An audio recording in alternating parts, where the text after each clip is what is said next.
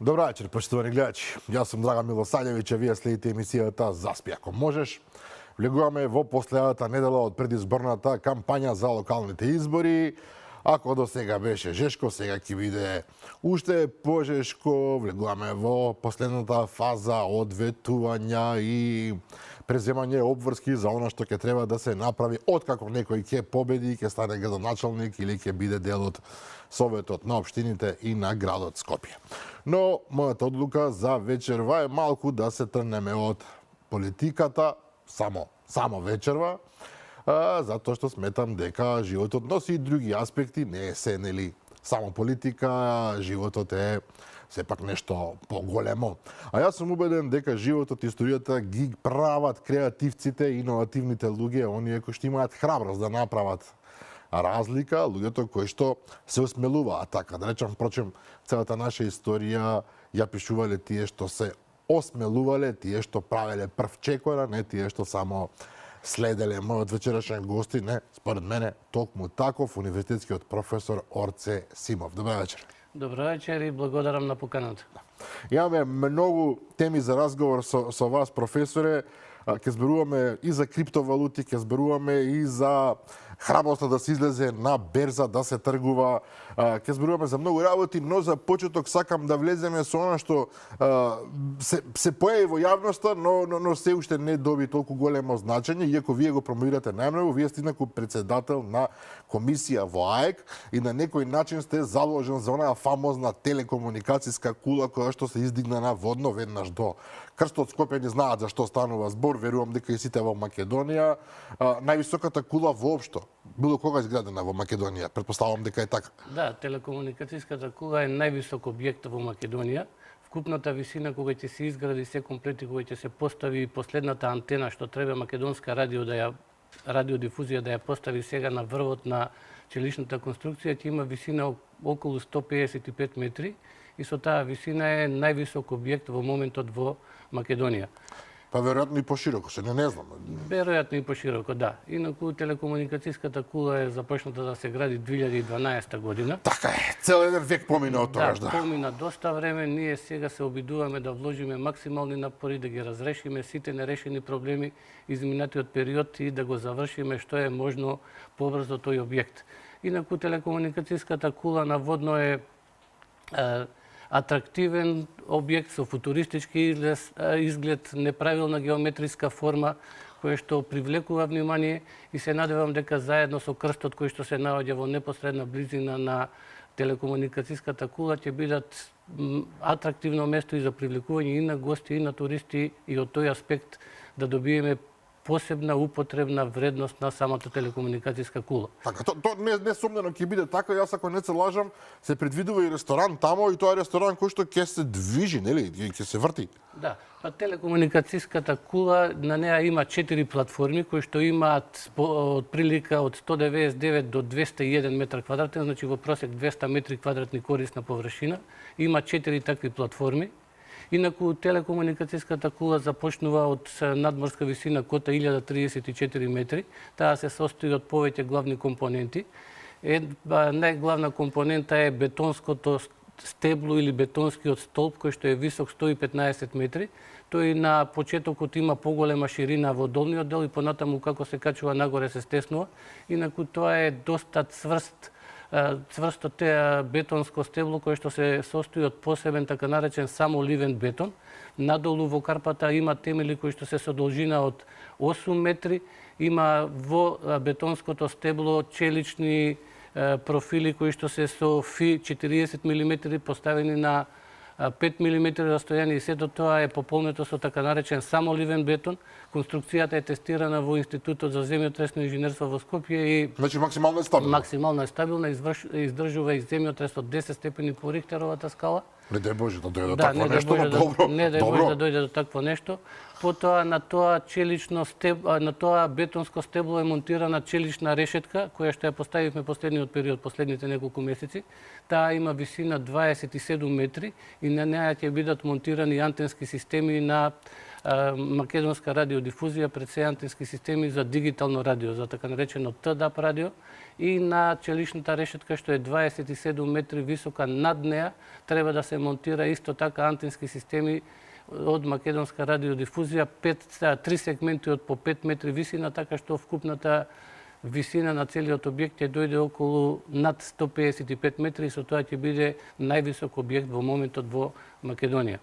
Добро, и сега морам да ве прашам. 2012 е започната, во Македонија сме навикнати работите да се прават така споро, па полека ситно, меѓутоа навистина колку и да е комплексна оваа кула, сепак поминале 13 години, во кој што во еден подолг временски период имаше застој, потоа вие се појавивте, па почнавте да притискате. Реков нема да мешаме политика вечерва, нема потреба. Меѓутоа, ако не се лажам, и сега, за да се пуштат дел од тие антени и што, повторно ќе треба некаква согласност која што не може да се добие, затоа што градот Скопје нешто не му е по мерак. Сега кулата во градежниот дел е завршена. Видовте дека последните месеци го симнавме и кранот, и тоа беше специјална операција, така што беа повикани и луѓе од странство, кранот е симнат. Инаку кулата има, како што спомнавме, 4 платформи. Една од тие платформи ќе биде за македонска радиодифузија. Тие самостојно треба да монтираат своја опрема таму. И во платформата која што има отприлика 200 метри квадратни површина, и надвор на објектот треба да монтираат антенски системи. Понатаму една од платформите е за мобилните оператори. Значи мобилните оператори ќе добијат таа платформа, ќе ја делат заедно, можат во неа да постават сопствена опрема и да постават антенските системи кои што сега се расфрлани на врвот на водно, ќе бидат собрани сите на таа телекомуникацијска кула, и во иднина новите оператори, а сега сме во постапка и на воведување на трет мобилен оператор, тој наместо да добива градежни дозволи, да гради објекти, да ги поврзува на електрична енергија, тоа веќе кулата е направена и на неа ќе може да го монтира веднаш тоа што му е потребно. Третата платформа ќе биде поделена меѓу војската и полицијата, и тие ќе можат да ја користат за сопствени намени, и четвртата платформа, највисоката платформа, таа е кафетерија која што се врти, на неа има ротациона платформа која што се врти.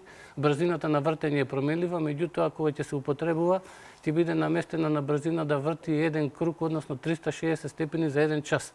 Значи, доколку се седи на таа платформа, за еден час ќе може да се разгледа околината на Скопје. Што е многу атрактивно вака, морам да признам. признам. Тоа е многу атрактивно, таму нема да има голем број на маси, нема да можат да се прават свадби поголеми веселби, како што се спомнуваше во некои... Да, имаше сериозна расправа околу тоа. Нема да има такви работи, тамо нема ни да се готви, ќе може да биде послужен некој пијалок, кафе, некој сок, можеби некој алкохолен пијалок.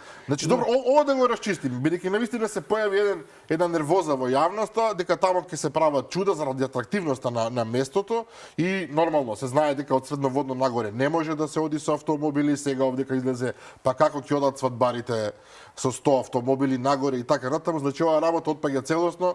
Таму одите, ако се качите пешки, како што е ред, да се напиете кафе, сок и да се вратите назад. Да, на таа најгорна платформа ќе има предвидено да има 14 маси, на секоја маса ќе има 4 стола, значи вкупниот капацитет за гости ќе биде 56 гости. Тоа е релативно мала бројка, и ќе има само пијалаци и евентуално некакви сендвичи, нема да има готвење.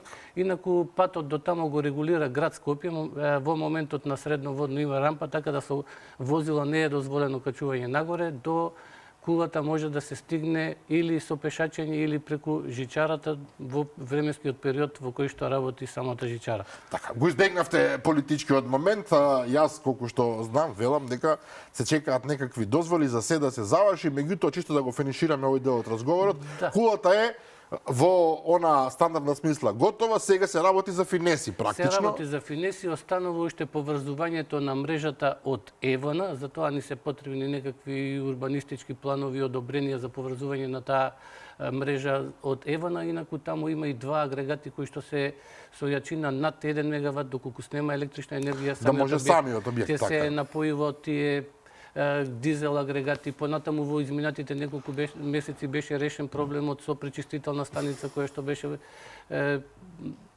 и не беше дефинирано каква треба да биде, каков тип, како да функционира. Сето тоа сега е разрешено, истата е монтирана, поставена, тестирана, пуштена во функција. Решен е проблемот околу резерварот за дизел гориво, решени се останати проблеми кои што стоја изминатиот временски период, така да останува уште приклучокот наивана на електрична енергија и ќе биде спремна за употреба. Ајде да се надеваме дека аман.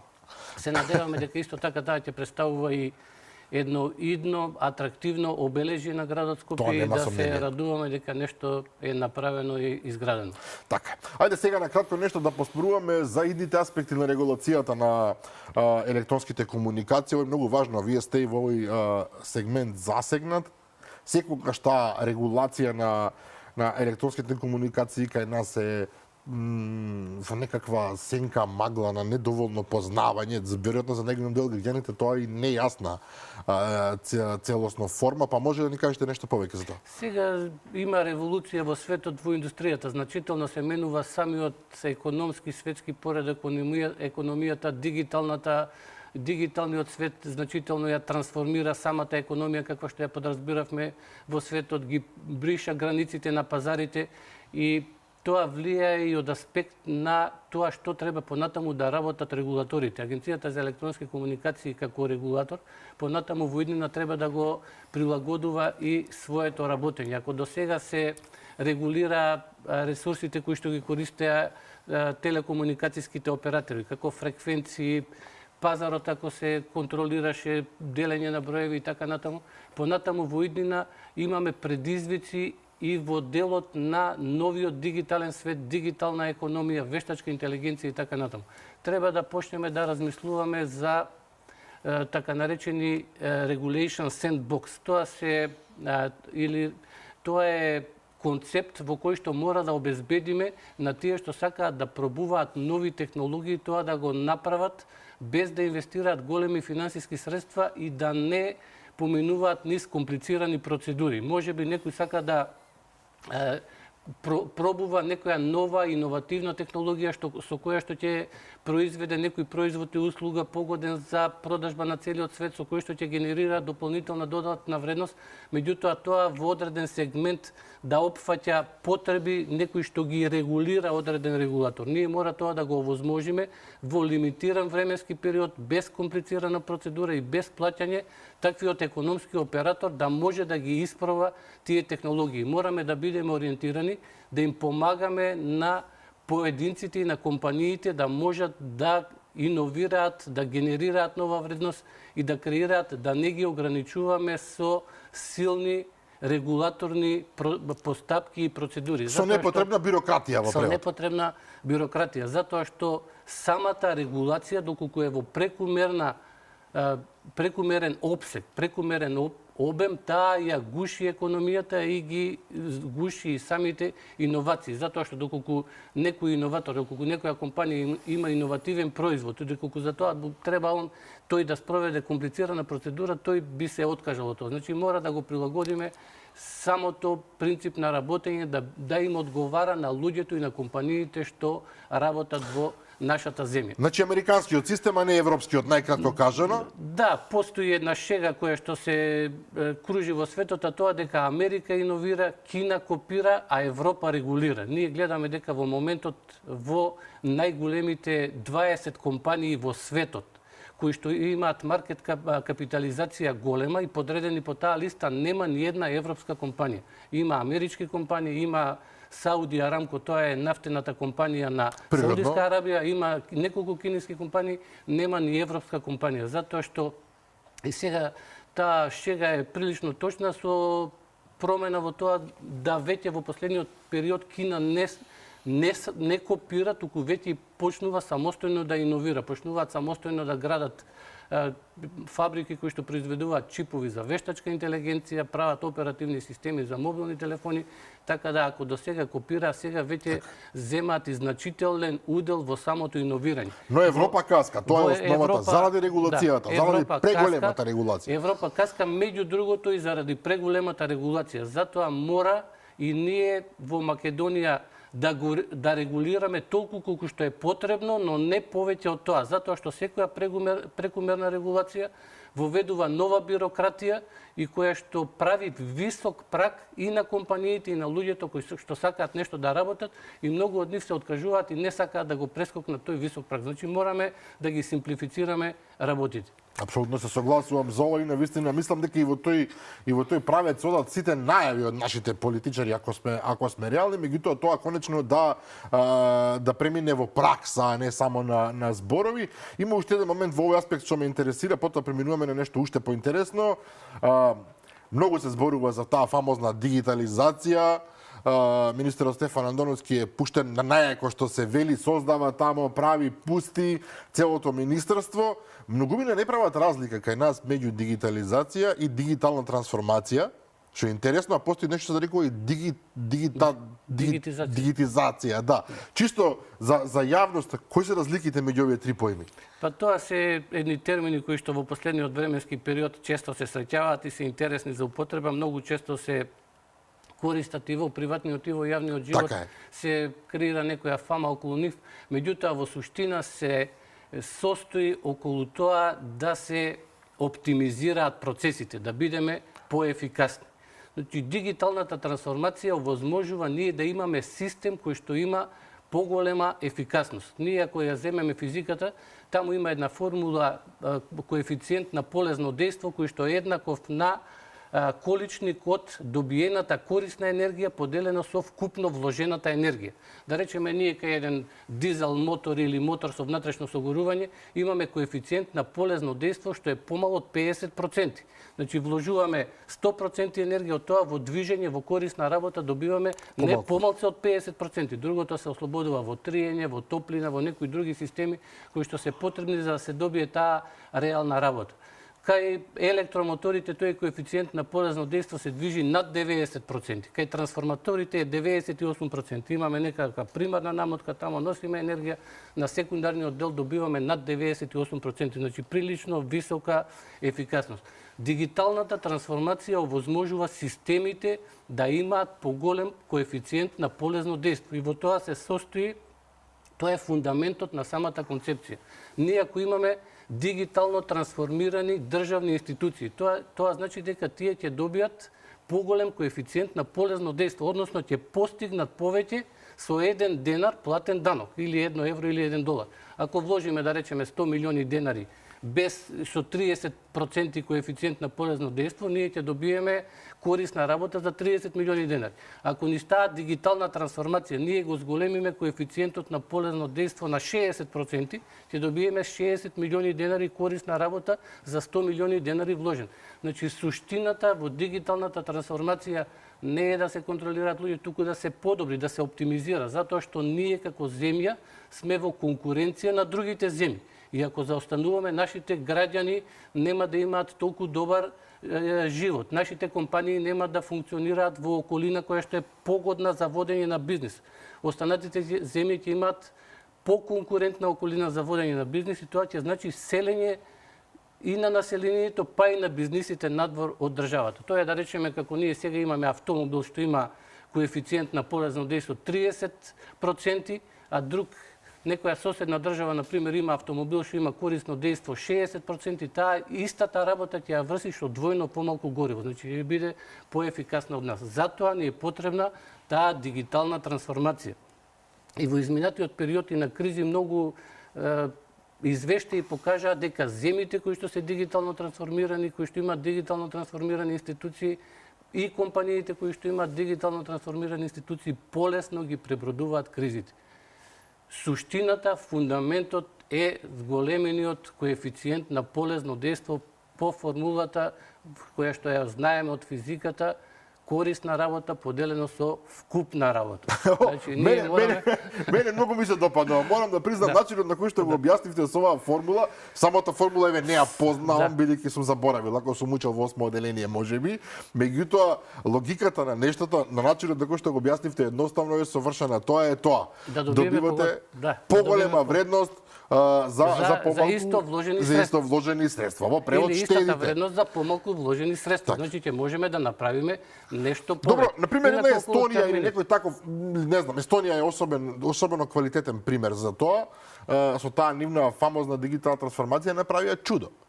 Да. А се наоѓаат исто така во еден лош environment, во една лоша, да не се лажеме, тие се на граница со Русија.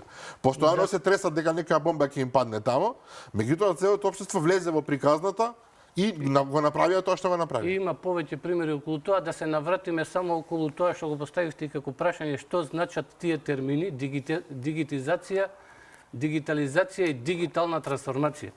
Дигитизација терминот значи дека некои податоци што се во аналогна форма да ги трансформираме во дигитална форма. Например, имаме документи кои што се во хартија, некоја архива. Доколку тие документи ги скенираме и ги претвориме во дигитална форма и ги зачуваме во некакви бази на податоци и компјутерски системи, тоа се вика дигитизација. Или да речеме во некоја телевизија, еве како што е Алфа телевизија, доколку има некои стари снимки што се снимени на ВХС касети, доколку тие касети се записот на тие касети се трансформира од таа аналогна магнетна форма во дигитална форма, тоа се вика дигитизација. Дигитализација пак е процес на претварање на постоечкото работење во работење со информациони средства. Значи, ние работиме на одредени принципи, не користиме софтвери и принципите кои што ги имаме во работа, за нив имплементираме софтвер и почнуваме по истите принципи да работиме, меѓутоа со користење на информациони средства. Дигитална трансформација пак е нешто повеќе од тоа. Тоа значи да се реиновираат процесите, одново да се реобмислат процесите. Да не работи институцијата така како што работи до сега, или компанијата да не работи така како што работи до сега. Туку, еве ако се задржиме на една државна институција, таа државна институција да направи попис на сите услуги што ги дава спрема граѓаните и спрема стопанството и да види за секоја услуга, да се направи анализа. Кои се потребните документи кои ќе дојде одредено лице за добивање на таа услуга. Која патека на движење тој предмет ја поминува низ службите на институцијата, за на крајот се добие излезниот резултат, односно тоа што го бара корисникот или компанијата. И да се оптимизираат самите потребни документи и да се оптимизира и патеката по која што се движи тој предмет, да се оптимизира таа патека, да ги избегне сите непотребни точки, да се отфрлат сите непотребни документи, значи да се оптимизира и по документација, и по траекторија, и откако тоа ќе се реиновира, ќе се реобмисли целиот процес на работа, тогаш тој ново дефиниран процес да се трансформира во софтвер, во база на него да се изработи софтвер и тој софтвер да се стави на користење преку интернет, преку компјутер, преку мобилен телефон, да биде достапен на самите корисници. Тоа е дигитална трансформација и целта на таа дигитална трансформација е, како што рековме, зголемување на ефикасноста на институциите, односно на компаниите. Со многу помалку да може да се постигне многу повеќе. И ограничените ресурси што ги имаме, да ги искористиме за нешто друго, за создавање на некоја дополнителна вредност во општеството. Професоре, објаснето како за на час. Ви благодарам за овој начин на кој што ќе објаснувате работите. Мислам дека сега станува и многу појасно што всушност се обидуваат да направат и во министерството и сите воопшто засегнати, затоа што тоа е начинот, да. Доколку има време околу тоа Естонија, што Поведете слободно. Инаку Естонија е една од најдигитално трансформираните земји во Европа. Ја спомнавте неа како пример. Последниот извештај што беше направен репорт од Европска унија, Малта и Естонија се најдигитално трансформирани земји и тоа им овозможува да бидат нивните институции многу ефикасни и за граѓаните и за стопанството, да го олеснуваат работењето и на компаниите и да го олеснуваат тоа им зголемува и конкуренцијата. Тоа зголемува конкуренцијата дополнително, доколку таа дигитална трансформација во тие земји, а ја вршат нивни локални компании, тие добиваат знаење и ноу-хау и можат тие услуги да ги нудат и на надворешниот пазар, и со тоа да се генерираат дополнителни средства кои се внесуваат во нивните држави. Така. Сега, преминуваме на друга тема, исто така многу интересна, особено за оние граѓани кои што сакаат да учествуваат на вакви пазари. Сакам да зборувам малку за криптовалути и на вашето претходно доаѓање овдека позборувавме на таа тема, тогаш објаснувавме и кој е човекот што го создал или го склопил во едно за да се добие биткоинот и така натаму. Меѓутоа, морам да признам, овој пазар на криптовалути се менува исто така со голема брзина. Сега, буквално пред 2 дена имавме еден случај кога една изјава на председателот Доналд Трамп, буквално една изјава на председателот Доналд Трамп, направи лом, што се вели на тој пазар. 9 милиарди долари беа изгубени, повеќе од не знам, илјадници, милиони, да не речам, граѓани кои што вложувале таму изгореа. И тука беше објаснувано по медиумите што значи колку и овој пазар нестабилен, иако целата идеја на криптовалутите е тие да бидат постабилни од класичните. Меѓутоа, еве, се покажува дека и тие се зависни од политика, и тие се зависни од изјави дури, затоа што реагираат на начин на кој што реагира генерално секој пазар. Меѓутоа, факт е дека биткоин конкретно го земам како пример, иако сега му падна цената на 110.000 долари, до неодамна беше 134, да, беше на историски максимум. Да. И за оние кои што се песимисти дека оваа приказна нема да обстои, ваквите падови, како овој што го споменавме по изјаваната на Трамп, веројатно е додава масло на огинот. Меѓутоа, вие сте застапник, како така можам да кажам, на другата страна која што вели дека овој пазар на криптовалути и тоа како има иднина. Па во секоја работа, во се што постои во светот има некакви ризици. Иначе, според мене, пресензитивно е реагирањето толку на изјави на политичари или пак на тоа како се менува инфлацијата или на некаква мала промена на процентот на вработеност или невработеност во одредена земја толку силно да реагираат пазарите. Така што изминатата недела имаше пат и на берзите, и во Америка, и во Европа, и пат имаше на криптовалутите. Инаку криптовалутите се прилично нестабилни во својата цена. Цените варираат прилично горе-долу. Кај нив е карактеристично тоа што тие не се регулирани од ниедно тело. Тие се децентрализирани. Значи, не постои централно тело, не постои централна банка која што ги регулира самите валути.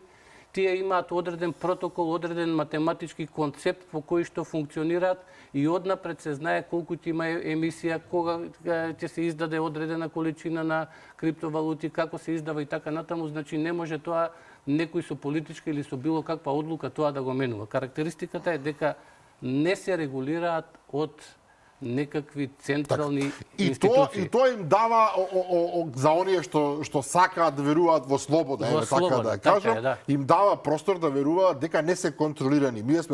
Ние живееме во една параноја, морам да признам, не мислам ние овде, туку воопшто во светот. Не може некој да ви затвори сметката. Така. Дека некој постојано нас не држи. Се што правиме, впрочем да го земеме примерот со, не знам, ова сега што ќе почне во Скопје да функционира камерите за наблюдување на автомобилите, на сообраќајот, и од тоа ние правиме, значи сега некој ќе не гледа, сега некој ќе не снима, ќе не контролираат. И за овие луѓе ова и тоа како погодно тло, затоа што едноставно веруваат дека е ова слободен пазар на кој што функционира по сопствени правила. Ова е многу важно. Меѓутоа и тука има еден куп тајни. Јас морам да им открием на граѓаните. Во еден разговор што го имав со вас неодамна, ве прашав и тука сакам да го чујам вашето мислење. Реков дека е прекомплицирано овој систем создаден на криптовалути, толку е добро направен, толку е комплициран во технолошка смисла, што не е возможно да го направил тој еден човек, макар бил и тој фантастичен Сатоши Накамото, наводниот, кој што никој не го познава, оставач на биткоинот. Значи, и мојата претпоставка беше дека во прашање се тајни служби, може би, кои што едноставно создале, креирале нов амбиент, нова состојба на валути, за да можат повторно да влијаат врз одредени активности во светот. Меѓутоа, вие сте драстично против и ве молам објаснете ми зошто. Криптовалутите, вака како што се познати во оваа форма сега, прва криптовалути што е позната на пазарот, тоа е биткоинот, за која што така наречениот white paper или документ во кој што е објаснето како ќе функционира самата криптовалута е издадена 2008 година, а таа е направена и почна да се употребува од 2009 година. Инаку и потоа се креира голем број на криптовалути, во моментот има можеби над 20.000 криптовалути. Пред биткоинот постоја обиди за креирање на електронски пари, на криптопари, на финансиски некој инструмент кој што ќе биде децентрализиран и нема да биде контролиран од било каков ентитет. Првите обиди за електронски пари се уште во 1983 година. Па тоа е реализирано 90-та година со една валута што се викаше e-cash. Па потоа излезе e-gold. Па има пред биткоинот BitGold, па има една хеш-кеш. Значи ова е сериозен историјат има, B-Money, значи B-Money. Најмалку 5 обиди да се креира таков производ има пред да се појави биткоинот. Инаку биткоинот 2008-2009 година он е базиран и обединува неколку технологии. Значи тој користи peer-to-peer комуникација. Веќе постоеа системи и софтвери што има peer-to-peer. Тоа беше развиено. Криптографијата беше развиена. Хаш функциите исто така беа развиени. Значи, лицето или лицата, пошто не е познато кој го креира биткоинот се уште, се користи анонимното име Сатоши Накамото, меѓутоа не се знае дали тоа е едно лице или тим од лица. Мислам дека тоа може дури да го направи едно лице или евентуално тимот, ама не голем број на лица, затоа што да се реализира тоа што беше дефинирано во тој така наречен white paper 2008 година, да тоа се преточи во софтвер, може да го направат и многу помалку лица, тоа повеќе е потребно да тоа да се да биде достапно, да биде познато на пазарот, да се рекламира на пазарот и да допре до што е можно поголем број на луѓе. Така што сметам дека може да го реализира дури и едно лице. Идејата е, сакам да ве прашам дека бидејќи постојат веќе неколку технологии кои што се имплементирани во ова, значи не се целосно нови, туку веќе постојат, но некој или некои успеале да ги склопат во едно. Да ги склопат во едно, да. Така. И вие сметате дека тоа не морало да биде ЦИА. Мислам, ова го земам се разбира со резерва, не мора МОСАД да биде, не мора УДБА да биде, туку... Дури не гледам причина зашто тоа би го правеле некакви служби, затоа што тоа овозможува да нема контрола. Обично ние подразбираме дека тие служби сакаат нешто да имаат на увид и да контролираат, а криптовалутите се спротивен концепт на тоа. Да нема контрола, да нема централно тело, да нема регулација, никој да не може да го контролира, да има слобода, да можат дури анонимно да се има одредени криптовалути кои што овозможуваат целосно анонимен трансфер на средства од една на друга сметка и не верувам дека тоа одговара на разузнавачките служби. Напротив, мислам дека тие се борат на нешто спротивно на тоа. Некаква вендета, да. Блокчейн системот е тука многу важен. И повторно во еден разговор со вас кажавте нешто за мене феноменално, рековте целиот универзум е всушност блокчейн. И тоа е малку тешко да се објасни вака во кратки црти, но не обидете се. Јас воопшто не сум размислувал на таков начин, мозок не работи очигледно на таа фреквенција, но затоа се тука луѓето како вас. Целиот блокчейн систем практично е еден вид како да кажам, наследство на идејата како функционира универзумот во кој што живееме. Мене тоа ми е феноменално.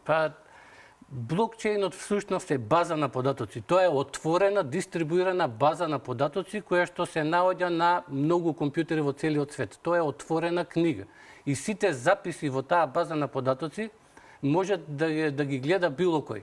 Тие се наоѓа копија од таа база на многу компјутери, кога се додаваат нов блок на податоци во таа база, тој се распространува автоматски на сите тие компјутери. И во последно време, еве, јас читам некои материјали и сум размислувал на таа тема, се појавува се повеќе гледиште кај одредени филозофи, па дури кај физичари се појавува гледиште дека основен градбен елемент, односно блок на универзумот, не е ниту материјата, ниту енергијата, туку дека е информацијата основен градбен блок на некој елемент. Ова е тешко да се разбере, ова е навистина филозофија, поврзана со физика, но... Сега, ако земеме во предвид ние квантната механика, која што го опишува универзумот на микрочестиците, таму имаме дефинирано најмал можен временски интервал. Тој најмал можен временски интервал е така наречено Планково време. И тоа е многу мал временски интервал. Тоа е интервал 5,391 по 10 на минус 44. Значи 44 нули, па има 5,391. Ова е најмалиот временски интервал што може да се постигне. Тоа е најмалиот временски интервал според тоа што ние денес го познаваме како теоретска физика што може да се измери. Значи не постои не е прашањето околу тоа дали ние постои подобар инструмент што може да го измери, него денешната теориска физика вика не може да има, не може да постои помал временски интервал од тоа. Чисто да се разбереме, тоа е ако секундата е знаеме колкав временски интервал, ова ако го вратите со сите можни нули, тоа е една толку мили секунда што не може да се изброи. Многу не може да се изброи. Но идејата што стои позади ова е дека под него не може. Под него, според ова што го познаваме ние денес како теоретска физика, не може. Тука има уште една величина што е интересна, тоа е Планкова должина. Тоа е временскиот интервал што должината што може да ја помине светлината со брзината на светлината за тоа најмало време. И тоа е најмалото растојание што може да се измери. Тоа е значи тие 5,397 по 10 на минус 44 по 300 милиони метри во секунда, 3 по 10 на 8, ќе се добие некаде растојание од 1,616 255 по 10 на минус 35 е точната вредност. Значи тоа е најмалата должина што може да се измери. По таа должина ништо не може да се измери.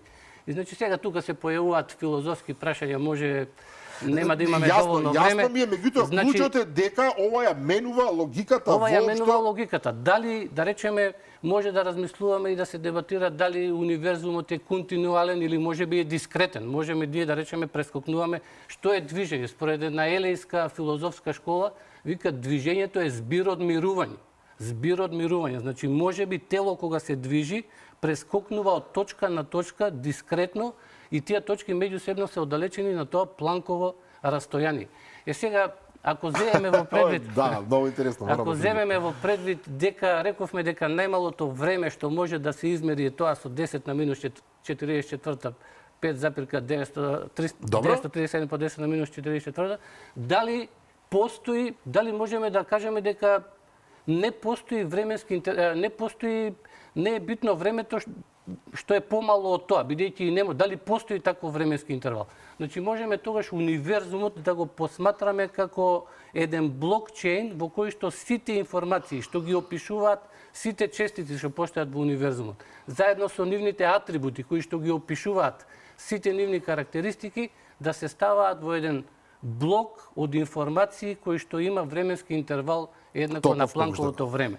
И тие блокови се редат еден позади друг. Значи ние сега имаме, например, во универзумот, во познатиот универзум има 10 на 80 атоми, тие се состојат од протони, неутрони, електрони, кваркови и така натаму.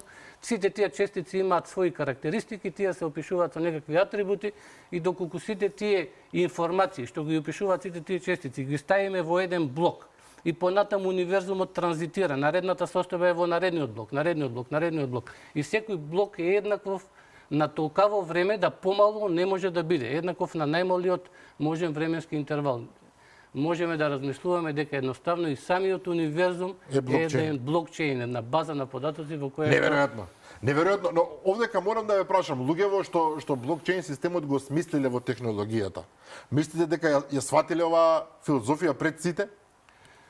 Бидејќи обично работите не доаѓаат туку така, некој морал да, не знам. Сега размислувам, малку сме во филозофија, малку сме во физика, малку сме во информатика. Да, но какви се овие луѓе што ова сето го разбрале и потоа направиле систем врз база на тоа? Па има некои теории во светот чега што го опишуваат универзумот. Има квантна механика, има теорија на струни, има, да речеме, теорија која што и кажува дека ние сме симулација, односно нашиот универзум е симулација во на некоја повисока интелигенција. Значи Матрикс. Некои Матрикс. Се појавуваат такви, да речеме, идеи и така натаму. Добро, ова се теории се разбира. Не сакаме да веруваме дека сме симулација, се разбира. Не сакаме да веруваме. Јас тоа дека универзумот е блокчейн, база на податоци, не сум го сретнал некој да го напишал, еве низ размислувања околу тоа со квантна механика, што Феноменално во последно време го читам, блокчейн, криптовалути и така натаму, можеби некој веќе исто така го кажал, не сум го сретнал, но интересно е како филозофски концепт и идеја. Мене морам да признам ме воодушевува. Да влеземе во една друга тема. Или ајде дека се уште сме кај криптовалутите. Бидејќи ги има навистина многу. Навистина многу. Да, биткоинот е најпознат, најфален, најтргуван и така натаму. Меѓутоа ги има многу. Луѓето често пати и во Македонија влегуваат во оваа трговија, не размислувајќи, веројатно наивно верувајќи дека што и да купите на овој пазар кој што е слободен, либерален и така натаму, порано или подоцна ќе ви се исплати и потоа доаѓа до страшната вистина дека не е така. Односно, често пати тие криптовалути едноставно пропаѓаат и односно ја губат својата вредност и вашите вложени пари стануваат едно големо ништо.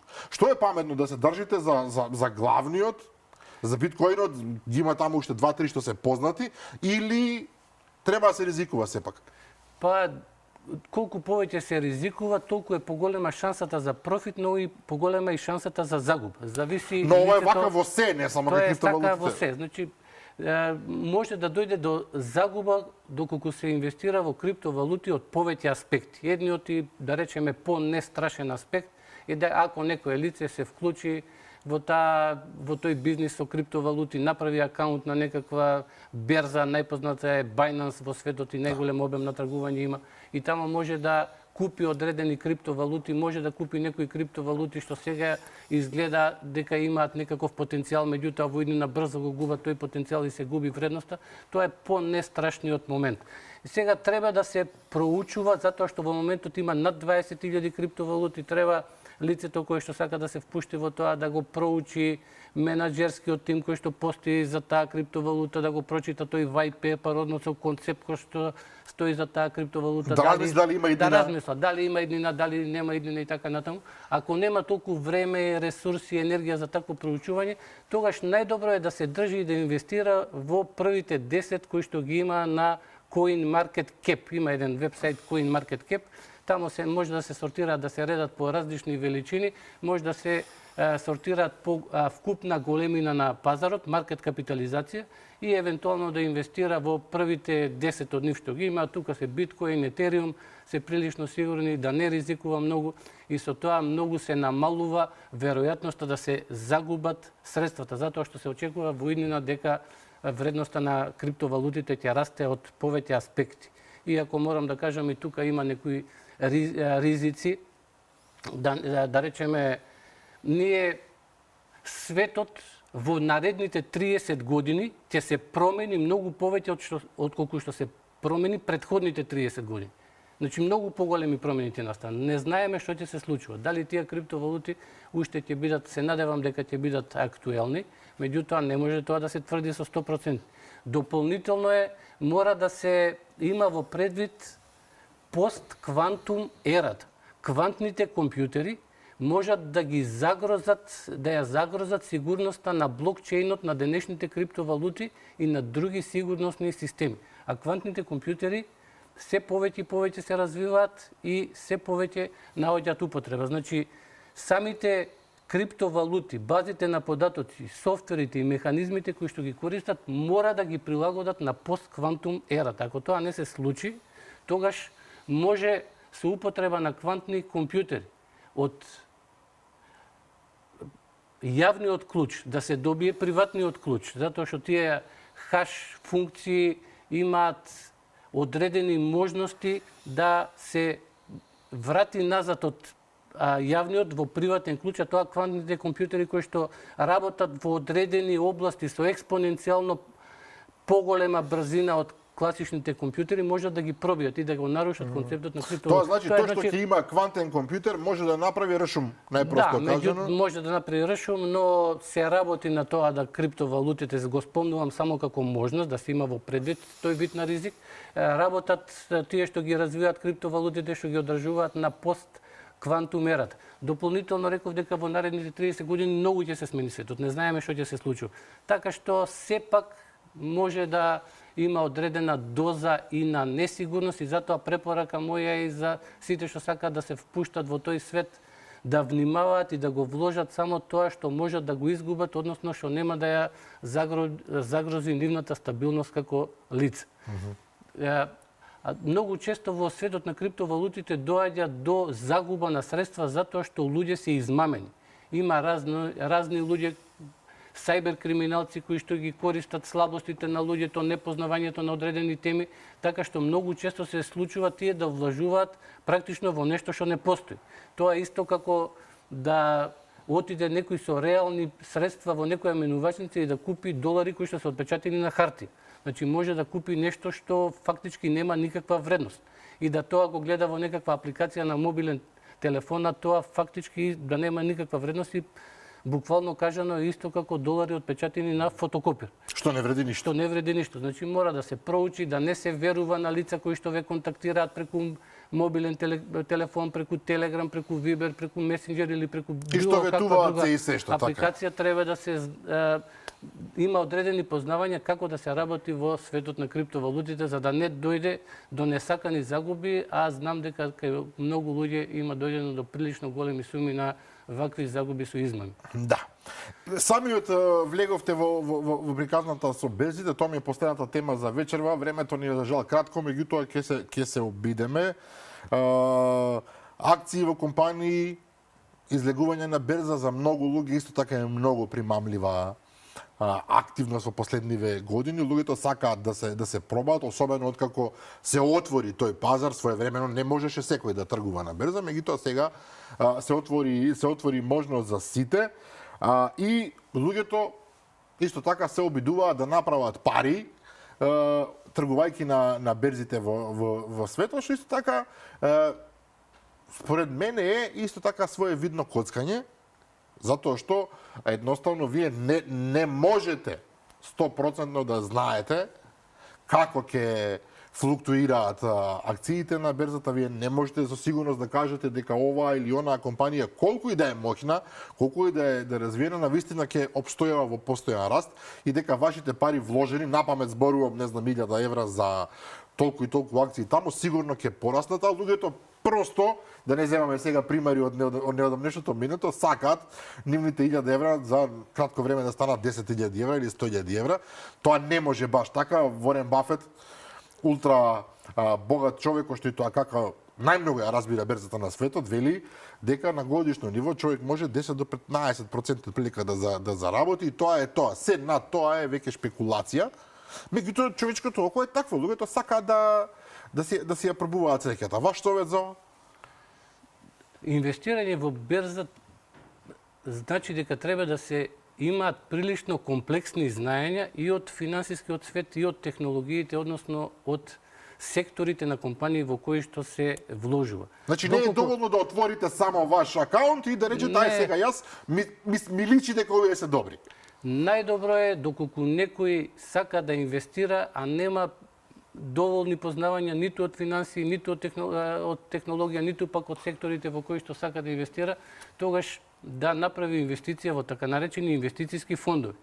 Во тие инвестициски фондови има луѓе кои што се професионалци, кои што проучуваат што се случува на берзата, што се случува во одредени сектори, банкарски сектор, здравство, финансии, автомобилска индустрија и така натаму, и знаат како многу подобро да управуваат со средствата за да се добие поголем раст на капиталот што го вложува одредено лице. Инаку може, доколку се нема познавања, да речеме да се инвестира во одредени акции или одредени инструменти кои што се преценети. Се нема добра проценка, тие изгледаат атрактивно на пазарот, името нивно се врти во круговите, тоа е некоја позната компанија, меѓутоа акцијата може да биде преценета. Може цената да биде многу висока и за тоа што го вложувате да добивате многу мала вредност. Вие вложувате. Ќе го земеме примерот со Nvidia, така се нарекува Nvidia, тоа е најпознатата компанија моментално во светот со огромен раст. Одма да се разбереме, ова нема некаква позадинска намера во приказнава, го земеме како пример. Или не знам на Илон Маск компанијата Тесла имаат одредена вредност објективна во смисол на материјални средства, на пари и така натаму, и имаат сосема поинаква вредност врз база на претпоставен развој. Ова малку делува збунувачки, меѓутоа тоа е факт. И таа разлика е толку драстична што боли глава.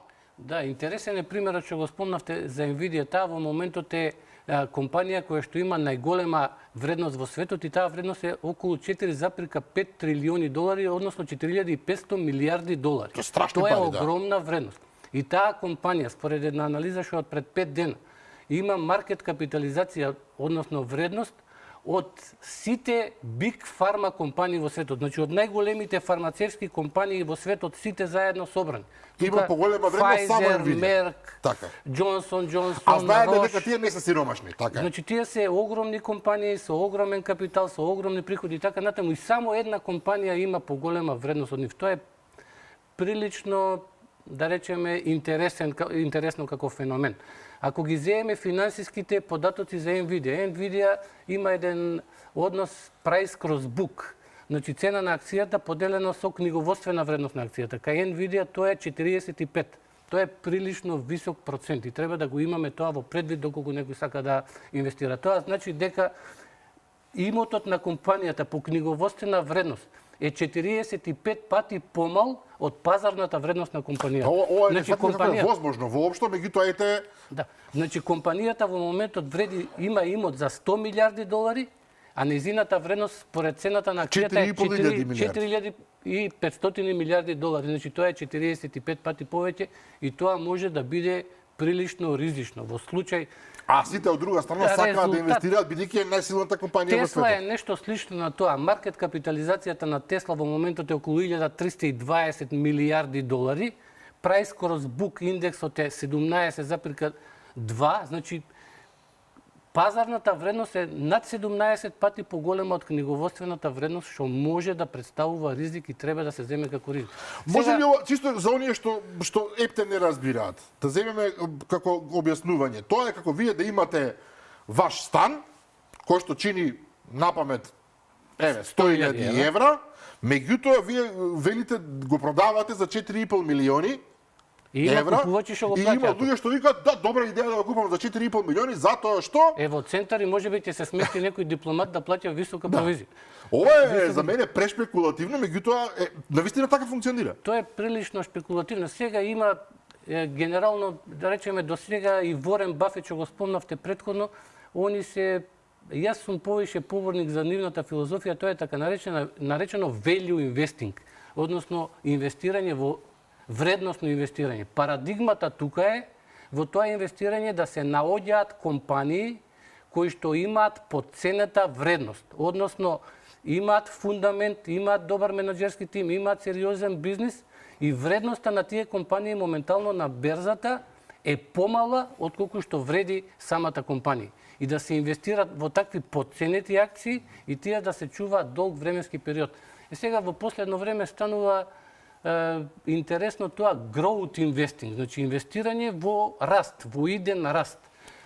Тоа е практично инвестирање во претпоставка дека некој ќе расте. Така, баш точно така, убаво кажано, инвестирање во претпоставка дека таа компанија во иднина ќе заработува многу. И кај тие компании и индикаторот price cross earning и price cross book се многу високи, што се надвор од логиката кај тие што инвестираат според value investing инвестирањето.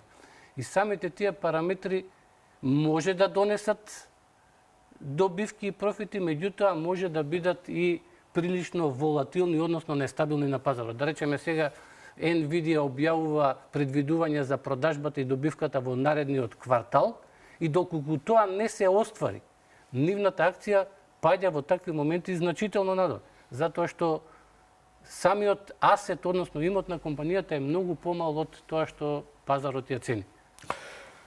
Мене навистина ми е жал што дојавме до крајот на оваа емисија. Професор Орце Симов, ви благодарам за овие навистина креативни работи што ги кажавте, многу интересни од повеќе аспекти. Веројатно ќе треба да потрошиме многу повеќе време и повеќе емисии за сето ова да го објаснуваме подетално, меѓутоа на крај што оваа емисија сепак има намера да покаже по нешто, не баш се ова не е.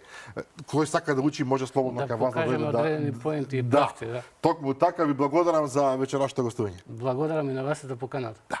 И поштовани гледачи, овдека беше крајот на Заспи ако можеш за оваа вечер. Јас веднаш ќе ви кажам, мојот стан, ако сака некој да го купи еве за 2 милиони евра, јас слободно ќе му го дадам под претпоставка дека ќе се случат чуда тамо некаде во аеродром и ќе биде навистина прекрасно за вас да го имате. 2 милиони евра и мене добро ќе ми дојдат.